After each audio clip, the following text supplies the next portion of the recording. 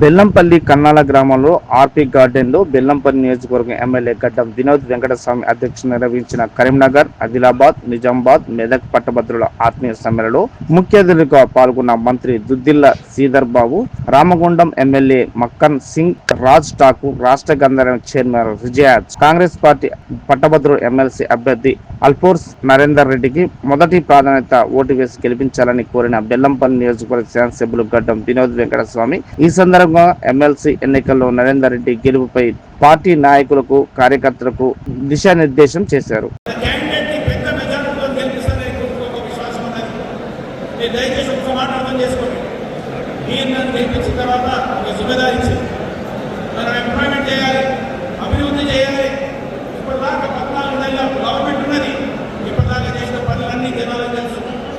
అందరికంటే ముఖ్యమైనది ఏంటంటే పెద్దలు రేవంత్ రెడ్డి గారు 3 జూనియర్ కాలేజీలు ఇచ్చాడు.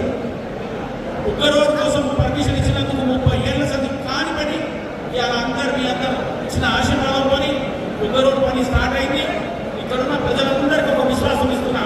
25 తారీఖు పోదాం, ఆ రోడ్డు ఇనాగ్రేట్ చేస్తాం, ప్రజలకు అంకితం చేస్తాం, పోయి శివాలయంగా దండం పెట్టుకుందాం.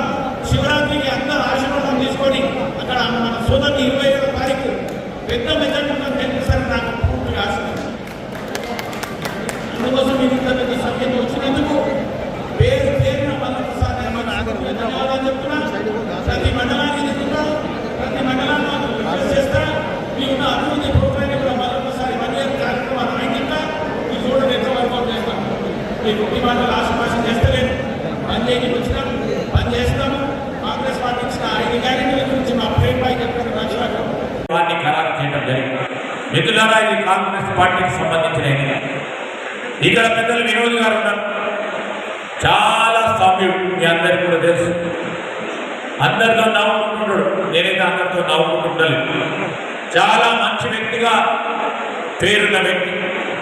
ఈరోజు ఎప్పుడు చూసినా నేను ఆ శాసన సభలో చూసినప్పటికీ, బయట ఉన్నప్పటికీ బెల్లంపల్లికి ఏం చేస్తే బాగుంటుందని అనేక సందర్భాల్లో ఈ రోజు ఉన్న ఇక్కడ యువతకు, ఈ రోజు ఇక్కడ మహిళా సోదరులకు, ఈ రోజు ఉన్న ఇక్కడ పట్టభద్రులకు సంబంధించి ఉద్యోగ అవకాశాలు ఏ విధంగా కల్పిస్తే బాగుంటుందని ఆలోచన చేస్తూ ముందుకు నడుస్తా ఉన్న వ్యక్తి మీ శాసనసభ్యులు మా వినోదన్న గారు.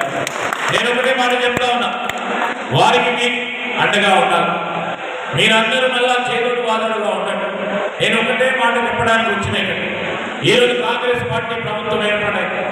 ఈ సంవత్సర కాలాయన ఒకటే సంవత్సరం, మనకి ఈరోజు మొదటి సంవత్సరం అయిపోయి 2వ సంవత్సరంలో అడిగిపెట్టిన తరుణంలో కాంగ్రెస్ పార్టీ గర్వించే విధంగా ఇక్కడ ఉన్న మా రైతు సోదరులకు సంబంధించి ఒకసారి ఆలోచన చేసి మీరందరూ కూడా ఆలోచన చేయండి.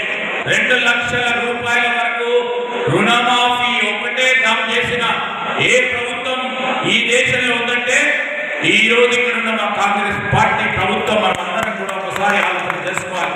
23,000 కోట్లు, 2 లక్షల రూపాయల వరకు రుణమాఫీ చేసే కార్యక్రమంలో వెనుకాడకుండా ఆనాడు టీఆర్ఎస్ పార్టీ ప్రభుత్వం అప్పుల రాష్ట్రంగా నిలిచినప్పటికీ కష్టపడి ఆలోచన చేసి ప్రజలకు ఇచ్చిన మాటపై